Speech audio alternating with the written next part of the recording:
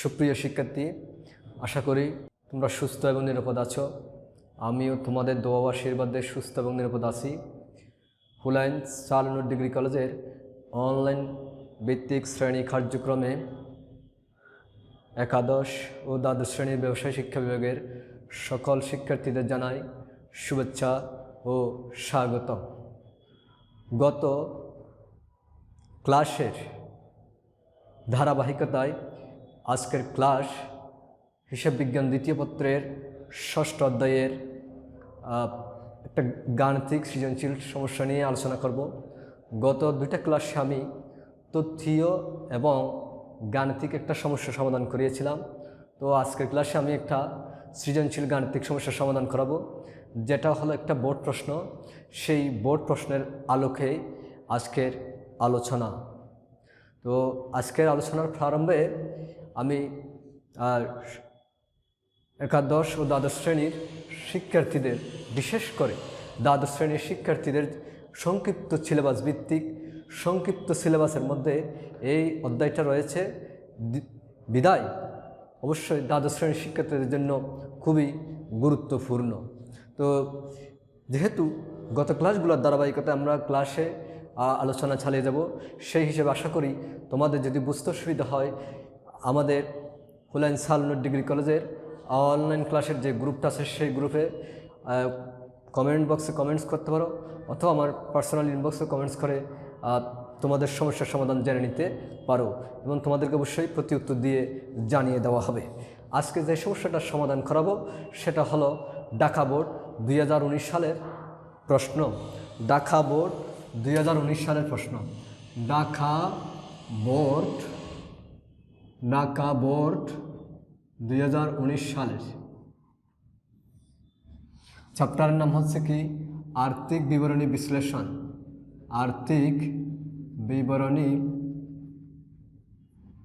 বিশ্লেষণ।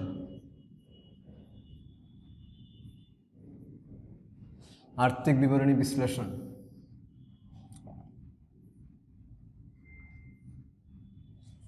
আর এটা হচ্ছে ঢাকা, প্রশ্নটার সমাধান হবে কোনটার? ঢাকা বোর্ড 2019।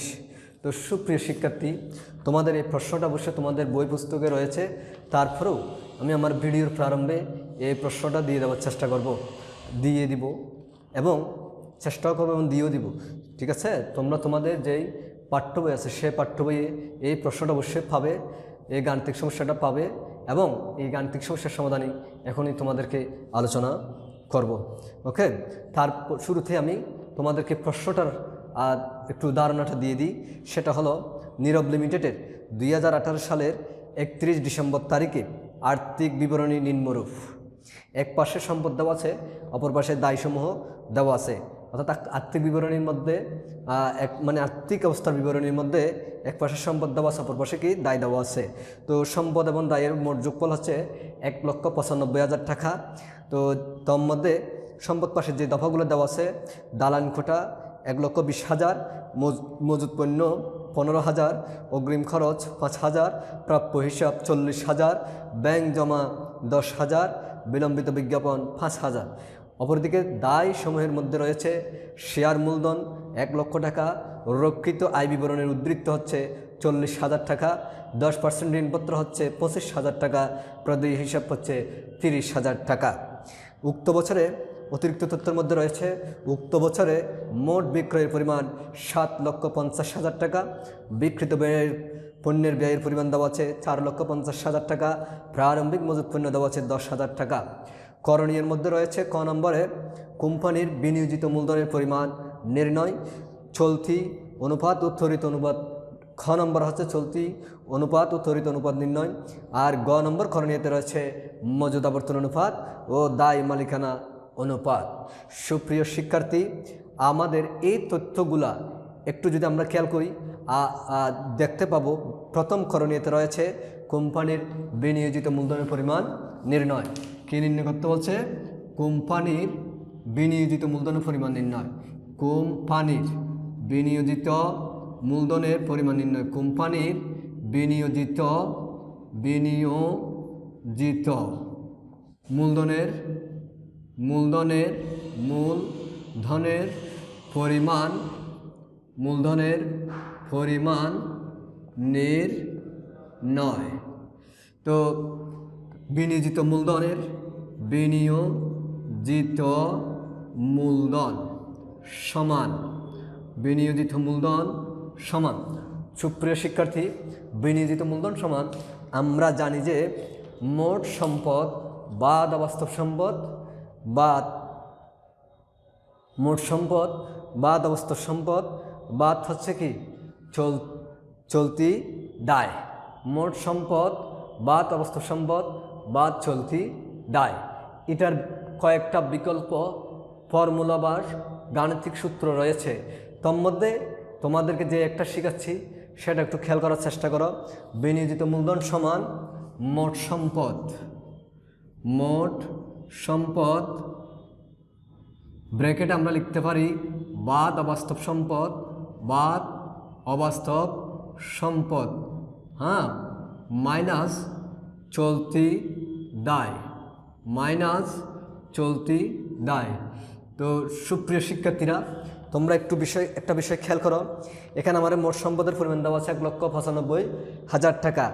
এই 1,95,000 টাকার মধ্যে অবাস্তব সম্পদ হিসেবে বিলম্বিত বিজ্ঞাপন নামক একটা সম্পদ রয়েছে, যেটা হচ্ছে অবাস্তব সম্পদ তথা ভুয়া সম্পদ তথা কাল্পনিক সম্পদ। ওকে, তার মানে আমাকে মোট সম্পদ থেকে অবাস্তব সম্পদের উদ্ধৃত কী করতে হবে? বাদ দিতে হবে। সেই সাথে চলতি দায়ের উদ্ধৃত কী করতে হবে?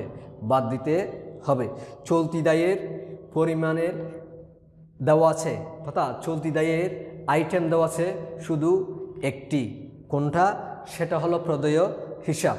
তাহলে আমাদেরকে এখন তাইলে এটা বের করার জন্য মোট সম্পদ হচ্ছে 1,95,000 বাদ অবাস্তব সম্পদ তথা বিলম্বিত বিজ্ঞাপন হচ্ছে 5,000 বাদ চলতি দায়ের উদ্ধৃত হচ্ছে একটা, সেটা হলো প্রদেয় হিসাব 30,000 টাকা। ওটা বাদ দিতে হবে। ওটা বাদ দিলে যা ভাবো সেটা হচ্ছে বিনিয়োজিত মূলধন। আর বিনিয়োজিত মূলধন বলতে বুঝি আমরা অর্থাৎ যে পরিমাণ মূলধন কারবারে বিনিয়োজিত রয়েছে তার মধ্যে সংক্ষিপ্তভাবে যদি আমি বলতে যাই সেটা হলো অর্থাৎ মালিকের যেগুলোতে অধিকার রয়েছে বা মালিকের বিনিয়োজিত যে মূলধনগুলো একদম নিজের থেকে যে মূলধনগুলো বিনিয়োজিত রয়েছে অর্থাৎ মালিকানা তহবিল প্লাস বহির্দায়ী হচ্ছে বিনিয়োজিত মালিকানা তহবিল প্লাস দীর্ঘমেয়াদী কোনো দায় থাকলে সেই দায়ী হচ্ছে বিনিয়োজিত মূলধন। অর্থাৎ বিনিয়োজিত মূলধন বলতে আমরা বুঝতে পারি অর্থাৎ মালিকানা তহবিল এবং বাহির পক্ষ থেকে নেওয়া ঋণ হচ্ছে কি বিনিয়োজিত মূলধনের পরিমাণ। তো ঠিক আছে, তারপর আমরা যদি এই একটা ফর্মুলা মনে রাখলে আমরা প্রতিটা গাণিতিক সমস্যা সমাধানকল্প আমাদেরকে করা যাবে। তো সুপ্রিয় শিক্ষার্থী, তোমরা একটু খেয়াল করো আমি কি লিখেছি। মোট সম্পদ সমান মোট সম্পদ মাইনাস বাদ অবাস্তব সম্পদ মানে হচ্ছে কি মাইনাস অবাস্তব সম্পদ বাদ কি চলতি দায়। তো আমরা লিখতে পারি মোট সম্পদ দেওয়া আছে আমার 1,95,000 টাকা। তোর মধ্যে অবাস্তব সম্পদ বলে অবাস্তব সম্পদ সরাসরি অবাস্তব সম্পদ নামে নাই, কি আছে সেটা হচ্ছে বিলম্বিত বিজ্ঞাপন নামক একটা সম্পদ আছে, ভুয়া সম্পদ। সেই বিলম্বিত বিজ্ঞাপনের পরিমাণ হচ্ছে 5,000, সেটা বাদ দেওয়া হয়েছে। চলতি দায়ের অনেকগুলো আইটেম দেওয়া নাই, শুধু একটি আইটেম দেওয়া আছে যার নাম হচ্ছে প্রদেয় হিসাব। সেই প্রদেয় হিসাবের পরিমাণ হচ্ছে আমার 30,000 টাকা। এই পরিমাণ টাকা বাদ দিলে যেটা আসবে সেটাই হলো আমার বিনিয়োজিত মূলধনের পরিমাণ তথা 1,60,000 টাকা হচ্ছে আমার কি বিনিয়োজিত মূলধনের কি পরিমাণ। সুপ্রিয় শিক্ষার্থী, আশা করি তোমরা বুঝতে পারছো। আর বুঝতে অসুবিধা হলে কমেন্টস করতে পারো অথবা আমার ইনবক্সে কমেন্টস করে জেনে নিতে পারো। আমি আরেকবার তোমাদের বোঝার সুবিধার্থে বলতে পারি বিনিয়োজিত মূলধন সমান কি মোট সম্পদ বাদ অবাস্তব সম্পদ বাদ চলতি দায়।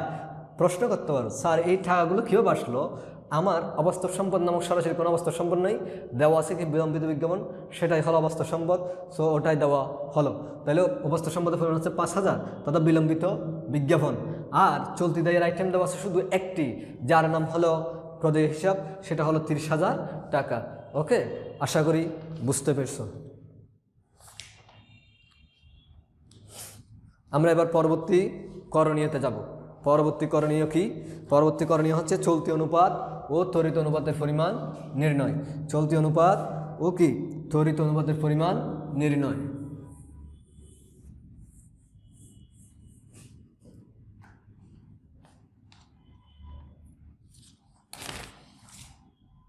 খ কি চলতি অনুপাত ও ত্বরিত অনুপাতের পরিমাণ নির্ণয়। ত্বরিত অনুপাত নির্ণয়। প্রথমে আমরা চলতি অনুপাত রোমান 1 দিয়ে লিখতে পারি। চলতি অনুপাত সমান আমরা জানি চলতি সম্পদ ডিভাইডেড বাই চলতি দায়। সুপ্রিয় শিক্ষার্থী একটু খেয়াল করে, আমরা সব ফর্মুলাটা লিখেছি। ফর্মুলাটা লেখার পর আমাদের কাজ হচ্ছে দুইটা সমান চিহ্নের জন্য কি রাখবো, আমরা খালি রাখবো। এবার আসি চলতি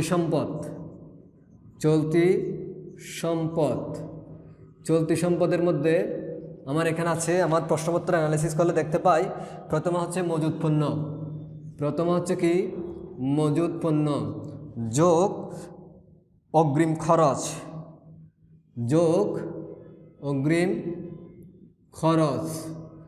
যোগ প্রাপ্য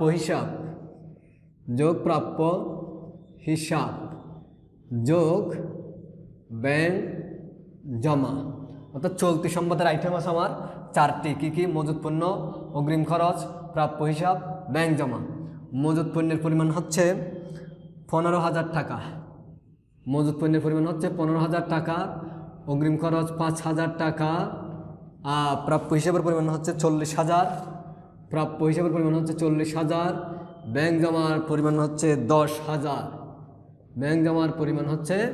10,000। তাহলে যোগ করলে হয় 20, 30, 70,000। কত টাকা? 70,000 টাকা। এরপর আমরা আসি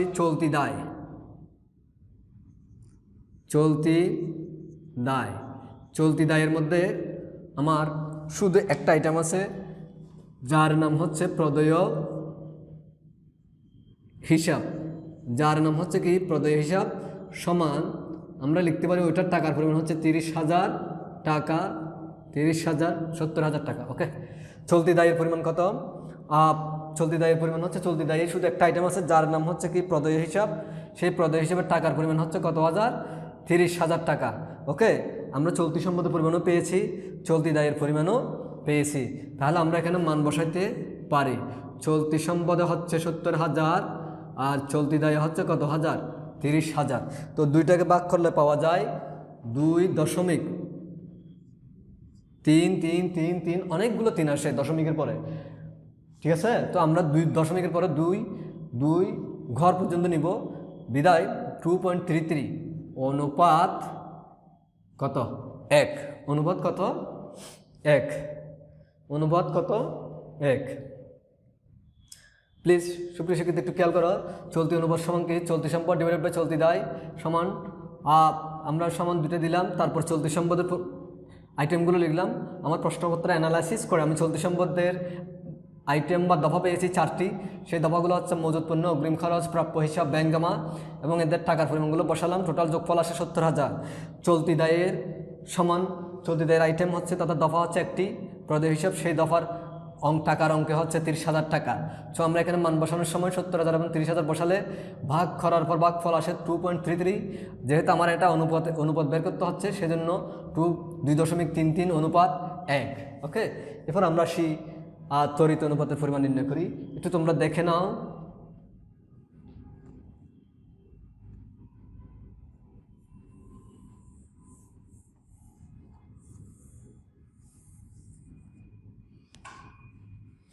রোমান 2 দিয়ে আমরা লিখতে পারি ত্বরিত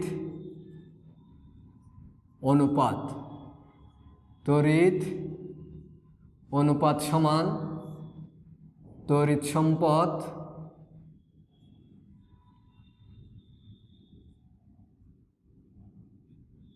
সম্পদ ডিভাইডেড বাই তড়িৎ দায় সমান চিহ্নের জন্য দুইটা। হ্যাঁ, এবার আমরা আসি তড়িৎ সম্পদ। তড়িৎ সম্পদ সমান তড়িৎ সম্পদ। তড়িৎ চলতি সম্পদে হচ্ছে তড়িৎ সম্পদ, তবে তবে মজুত পণ্য এবং অগ্রিম খরচ তড়িৎ সম্পদের মধ্যে অন্তর্ভুক্ত হয় না। আবার বলি, সকল চলতি সম্পদই তড়িৎ সম্পদ। সকল চলতি সম্পদই তড়িৎ সম্পদ, শুধু শুধু মজুত পণ্য এবং অগ্রিম খরচ ব্যতীত। তো আমার এখানে চলতি সম্পদের দফা ছিল 4টি, 4টার মধ্যে মজুত পণ্য এবং অগ্রিম খরচ দুইটাই আছে। সো আর দুইটা চলতি সম্পদের আইটেমের যোগফলই হচ্ছে তড়িৎ সম্পদ। তাহলে আর দুইটা আইটেমগুলো কী কী? একটা হলো প্রাপ্য হিসাব, আরেকটা হলো ব্যাংক জমা। একটা হলো প্রাপ্য হিসাব, আরেকটা হলো কি ব্যাংক জমা। একটা হলো প্রাপ্য হিসাব, আরেকটা হলো কি ব্যাংক জমা। আবার বলি, সকল চলতি সম্পদই তড়িৎ সম্পদ, শুধু ব্যাংক জমা এবং সকল চলতি সম্পদই তড়িৎ সম্পদ। সকল চলতি সম্পদই তড়িৎ সম্পদ, শুধু শুধু মজুত পণ্য এবং অগ্রিম খরচ ব্যতীত। শুধু মজুত পণ্য এবং অগ্রিম খরচ ব্যতীত সকল চলতি সম্পদই তড়িৎ সম্পদ। সকল চলতি সম্পদই কি তড়িৎ সম্পদ, শুধু কি ব্যতীত? মজুত পণ্য এবং অগ্রিম খরচ ব্যতীত। আমার এই প্রশ্নপত্র অ্যানালাইসিস ও বিশ্লেষণ করলে দেখতে পাই আমরা কি 4টা আইটেম আছে চলতি সম্পদের। সেই 4টা আইটেমের মধ্যে ওই দুইটা আইটেমও কি আছে, অন্তর্ভুক্ত আছে। বিদায় ওই দুইটা আইটেম বাদ দিয়ে না লিখে শুধু অপর দুইটি আইটেমে লিখলাম কি কি? প্রাপ্য হিসাব, ব্যাংক জমা। কিসের? চলতি সম্পদের। এই প্রাপ্য হিসাবের পরিমাণ হচ্ছে 40,000, ব্যাংক জমার পরিমাণ হচ্ছে 10,000। সমান কত হাজার টাকা? 50,000 টাকা। সমান কত হাজার টাকা? 50,000 টাকা। ওকে, এবার আসি তড়িৎ দায়। তড়িৎ দায় সকল চলতি দায়ী তড়িৎ দায়, শুধু ব্যাংক জমাতিরিক্ত ব্যতীত। সকল চলতি দায়ী তড়িৎ দায়, শুধু কি ব্যতীত? ব্যাংক জমাতিরিক্ত ব্যতীত। আমার এই প্রশ্নপত্র বিশ্লেষণে কোনো ধরনের কি দেখা যাচ্ছে না, কোনো ব্যাংক জমাতিরিক্তের আইটেম নাই। বিদায় যে পরিমাণ চলতি সম্পদ আছে সেই পরিমাণ চলতি সম্পদই হচ্ছে কি তড়িৎ সম্পদ। তাহলে যে পরিমাণ চলতি দায় আছে সেই পরিমাণ চলতি দায়ী হচ্ছে কি তড়িৎ দায়। আবার বলি, তড়িৎ দায় সকল চলতি দায়ী তড়িৎ দায়, শুধু ব্যাংক জমাতিরিক্ত ব্যতীত। সকল চলতি দায়ী তড়িৎ দায়, শুধু কি ব্যাংক জমাতিরিক্ত ব্যতীত। আমার এই প্রশ্নপত্র অ্যানালাইসিস করলে দেখা যায় ব্যাংক জমাতিরিক্ত নামক কোনো দফা নেই। তাই আমরা আমাদের যে চলতি দায় আসছিল সেই চলতি দায়ের পরিমাণই হচ্ছে কি তড়িৎ দায়ের পরিমাণ।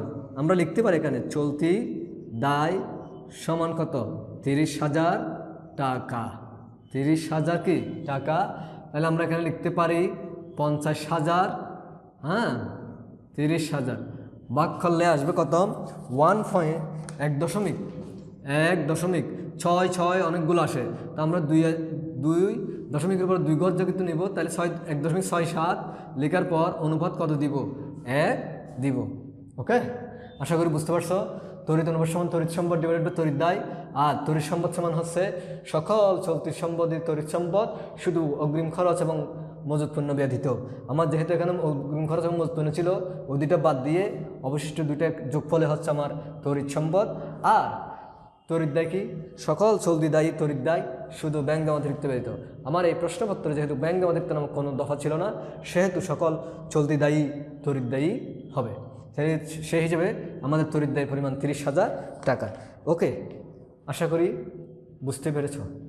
আর বুঝতে সুবিধা হলে আমার কমেন্ট বক্সে কমেন্টস করতে পারো, অথবা ইনবক্সও কমেন্টস করতে পারো। ওকে, তো সুপ্রিয় শিক্ষার্থী, আমরা এখন গ নম্বর করণীয়তে যাব।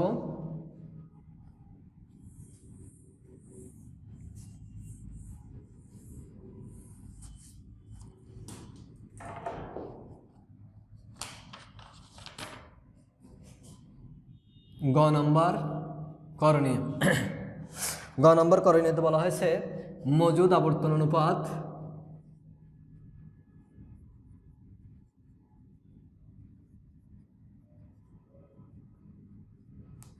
ও দায় মালিকানা অনুপাত, ও দায় মালিকানা অনুপাত নির্ণয়। প্রথমে আসি আমরা রোমান 1 দিয়ে বের করতে পারি কি মজুদ আবর্তন অনুপাত সমান উপরে হচ্ছে বিক্রিত পণ্যের ব্যয় ডিভাইডেড বাই গড় মজুদ। ওকে, তো সুপ্রিয় শিক্ষার্থী আমরা কি লিখলাম? মজুদ আবর্তন অনুপাত সমান বিক্রিত পণ্যের ব্যয় ডিভাইডেড বাই গড় মজুদ। বিক্রিত পণ্যের ব্যয় ডিভাইডেড বাই গড় মজুদ। যেহেতু আমরা বিক্রিত পণ্যের ব্যয় ডিভাইডেড বাই গড় মজুদ লিখছি, বিক্রিত পণ্যের ব্যয় যদি দেওয়া না থাকে সেক্ষেত্রে আমাকে নিট বিক্রয় লিখে করতে হবে। আমার প্রশ্নপত্রে এখানে নিট বিক্রয় দেওয়া আছে, বিক্রিত পণ্যের ব্যয়ও দেওয়া আছে। যেহেতু সরাসরি দেওয়া আছে তাহলে আমার নতুন করে বের করতে হবে না। আর যদি বের করা না থাকে, বের করার মতো তথ্য থাকলে বের করতে হবে, সরাসরি দেওয়া থাকলে সরাসরি বসিয়ে দেব। আর যদি না থাকে তখন সেক্ষেত্রে আমাকে নিট বিক্রয় বিক্রিত পণ্যের ব্যয়ের পরিবর্তে নিট বিক্রয় লিখতে হবে। আবার বলি, যদি প্রশ্নপত্রে বিক্রিত পণ্যের ব্যয় দেওয়া থাকে তাহলে আমরা সরাসরি বিক্রিত পণ্যের ব্যয় বসাবো। ওকে, আর যদি দেওয়া না থাকে, বের করার মতো তথ্য দেওয়া থাকে সেক্ষেত্রে আমরা বের করব। ওকে, আর যদি বের করার মতো কোনো তথ্য দেওয়া নাই, বিক্রিত পণ্যের ব্যয়ই দেওয়া নাই, সেক্ষেত্রে আমরা বিক্রিত পণ্যের ব্যয়ের পরিবর্তে নিট বিক্রয় বসাবো। ওকে, তাহলে আমরা কি শিখবো, কি জানতে পারছি এখন? মজুদ আবর্তন অনুপাত সমান বিক্রিত পণ্যের ব্যয় ডিভাইডেড বাই কি গড় মজুদ। আসি আমরা গড় মজুদ বের করার জন্য, যদি মজুদ একটা দেওয়া থাকে প্রশ্নপত্রে তাহলে ওটাই হচ্ছে গড় মজুদ। আর যদি প্রারম্ভিক এবং সমাপনী দুইটাই দেওয়া থাকে তাহলে যোগ করে 2 দ্বারা কী করতে হবে? ভাগ করতে হবে। এবার আমরা একটু প্রশ্নপত্রের দিকে তাকাই, সেক্ষেত্রে দেখতে পাচ্ছি আর্থিক অবস্থার বিবরণীতে একটা মজুদ পণ্য দেওয়া আছে, নিচে প্রারম্ভিক মজুদ পণ্য বলে 10,000 টাকার একটা কি দেওয়া আছে? পরিমাণ দেওয়া আছে। ওকে, তাহলে আমরা এখানে এক পাশে গড় মজুদ সমান প্রারম্ভিক মজুদ যোগ সমাপনী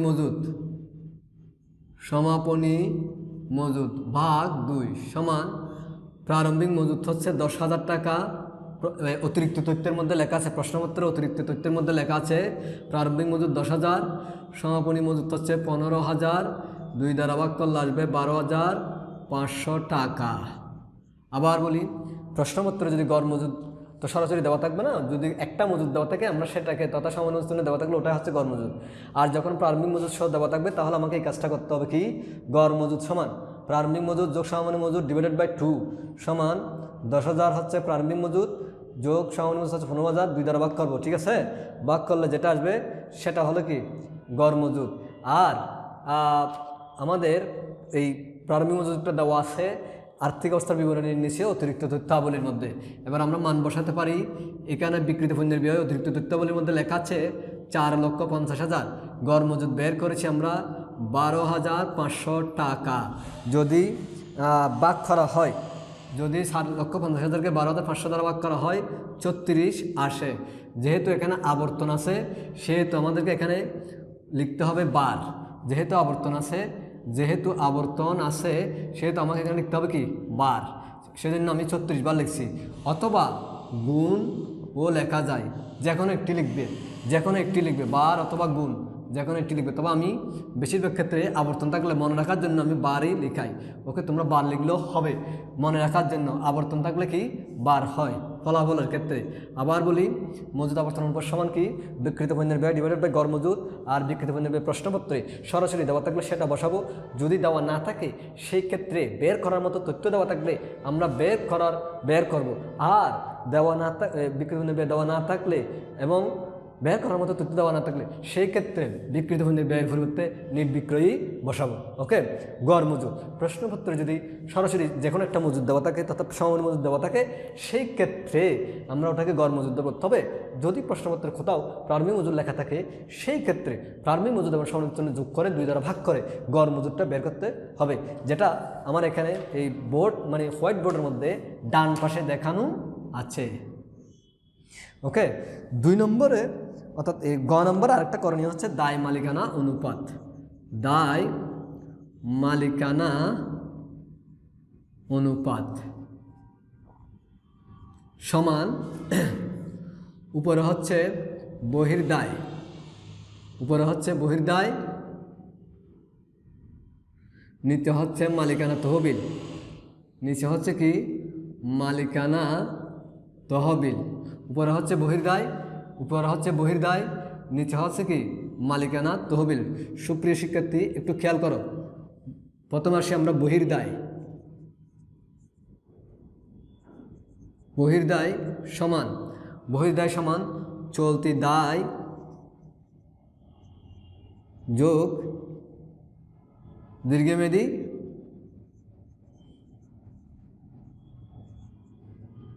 দায়। চলতি দায় যোগ কি দীর্ঘমেয়াদী দায়, চলতি দায় যোগ দীর্ঘমেয়াদী দায়। চলতি দায় আমার দেওয়া আছে কত হাজার, 30,000, একটাই দেওয়া আছে চলতি দায়। এরপর দীর্ঘমেয়াদী দায় বলতে 10% ঋণপত্র। দীর্ঘমেয়াদী দায় বলতে আমরা কোনটা বুঝি, দীর্ঘমেয়াদী দায় বলতে আমরা বুঝি 10% ঋণপত্র। আমি অবলিক দিয়ে এখানে লেখাচ্ছি 10% ঋণপত্র। 10% কি ঋণপত্র। কত টাকা দেওয়া আছে, 25,000 টাকা। উভয় যোগ করলে হয় 55,000 টাকা। উভয় যোগ করলে হয় কত, 55,000 টাকা। উভয় যোগ করলে হয় কত, 55,000 টাকা। উভয় যোগ করলে হয় কত, 55,000 টাকা। আবার বলি বহির্দায়। বহির্দায় হচ্ছে বাহিরের পক্ষের দাবি, যেমন চলতি দায়গুলো হচ্ছে বাহিরের দাবি, আর ঋণ নেওয়া এটা হচ্ছে বাহিরের পক্ষের দাবি। সো বাহিরের পক্ষের দাবিগুলোর যোগফলে হচ্ছে বহির্দায়। তাহলে বাহিরের পক্ষের দাবির মধ্যে চলতি দায় ছিল 30,000 টাকা, আমরা বের করেছি এর আগে করণীয়তে। তারপর দীর্ঘমেয়াদী দায়, দীর্ঘমেয়াদী দায় আমার এখানে দেওয়া আছে শুধু একটাই, সেটা হচ্ছে কি 10% ঋণপত্র, যার পরিমাণ হচ্ছে 25,000। দুইটা যোগ করলে হয় 55,000। এবার আসি মালিকানা তহবিল। তো মালিকানা তহবিল, মালিকানা তহবিল। তো আমি যদি এটা মালিকানা তহবিল, তাহলে মালিকানা তহবিলের সূত্রটা কি, মালিকানা তহবিলের সূত্র হচ্ছে আমি দেখব যে দায় পাশে বহির্দায়ী অংশ বাদ দিলে আর কয়টা দফা থাকে। আমার প্রশ্নপত্রের অ্যানালিসিস করে আমি দেখতে পাই 2টা দফা আছে, একটা হলো শেয়ার মূলধন আর একটা হলো রক্ষিত আয় বিবরণী। এই দুটো হচ্ছে মালিকের দাবি তথা মালিকানা তহবিল। তবে এই দুটো যোগ করলে মালিকানা তহবিল বের হবে। তবে যদি অবাস্তব সম্পদ থাকে সেটা কী করতে হবে, বাদ দিতে হবে। আমার এখানে অবাস্তব সম্পদ কত আছে, বিলম্বিত বিজ্ঞাপন নামে একটা অবাস্তব সম্পদ আছে, সেটা আমরা কী করব, বাদ দিব। অর্থাৎ মোট মালিকানা তহবিল থেকে যদি অবাস্তব সম্পদটা বাদ দিয়ে দেওয়া হয় তাহলে আমার নিট মালিকানা তহবিল যেটা দরকার সেটাই পাওয়া যাবে, অর্থাৎ মালিকের নিট অধিকার সেটা পাওয়া যাবে। আমরা এখানে বসাবো ওটাই।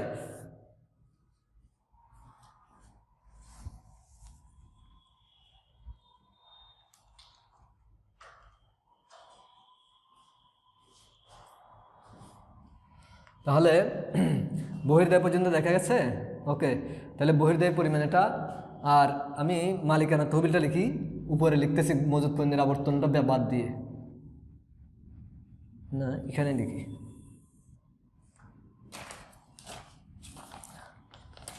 তাহলে বহির্দায় আসছে কত হাজার, 55,000। এবার আসি মালিকানা তহবিল। মালিকানা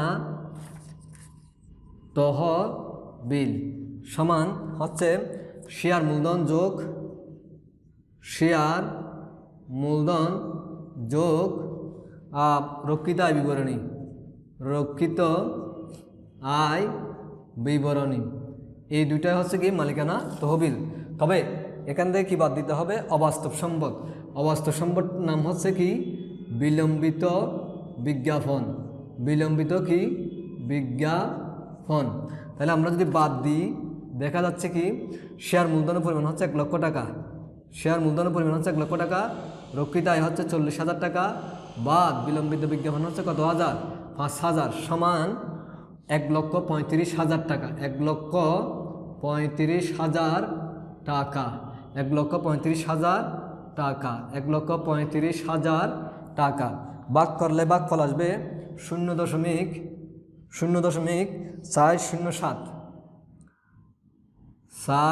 407 এরকম আসতে থাকে।